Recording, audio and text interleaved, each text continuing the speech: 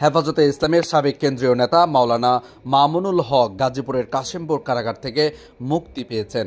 আজ শুক্রবার বেলা 11টার দিকে গাজীপুর কাশিমপুর কেন্দ্রীয় কারাগার থেকে তিনি মুক্তি পান।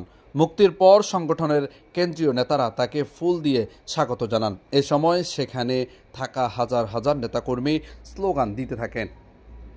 হেফাজতের কেন্দ্রীয় দপ্তর সম্পাদক মাওলানা আফসার মাহমুদ গণমাধ্যমকে মামুনুল হকের কারামুক্তির বিষয়টি নিশ্চিত করেছেন। তিনি বলেন, মামুনুল হকের মুক্তির খবরে সেখানে গতকাল রাত থেকেই হাজার হাজার নেতাকর্মী জড়ো হন। তিনি কারাগার থেকে মুক্তি পেয়ে এখন মোহাম্মদপুরে নিজ বাসস্থানে যাবেন।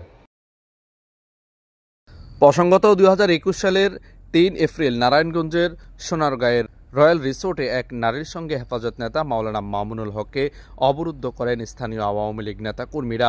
পুলিশ ঘটনাস্থলে গিয়ে তাদের জিজ্ঞাসাবাদ শুরু করে। খবর পেয়ে হেফাজতের স্থানীয় নেতাকর্মীরা রিসোর্টে গিয়ে ভাঙচুর চালিয়ে তাকে ছিনিয়ে নিয়ে যায়। ঘটনার পর থেকে ঢাকা মোহাম্মদপুরের জামিয়া রহমানিয়া আরাবিয়া মাদ্রাসার অবস্থান করেন মামুনুল হক। 15 দিন পর 18 এপ্রিল ওই মাদ্রাসা থেকে মাওলানা মামুনুল হককে গ্রেফতার করে পুলিশ। পরে 30 এপ্রিল সোনারগাঁও থানার তার বিরুদ্ধে বিয়ের প্রলোভনে ধর্ষণের মামলা করে তার সঙ্গে রিসোর্টে অবরুদ্ধ হওয়া নারী। যদিও ওই নারীকে তার দ্বিতীয় স্ত্রী দাবি করে আসছেন মামুনুল হক।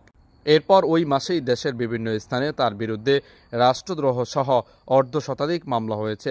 পরে সেসব মামলায় তাকে গ্রেফতার দেখিয়েছে পুলিশ। গ্রেফতারের পর থেকে এসব মামলার তিনি কারাগারে আছেন।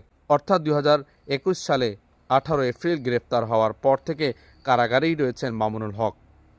আজ 3রা মে শুক্রবার সকাল 11টায় কাশিমপুর কারাগার থেকে মুক্তি পান তিনি।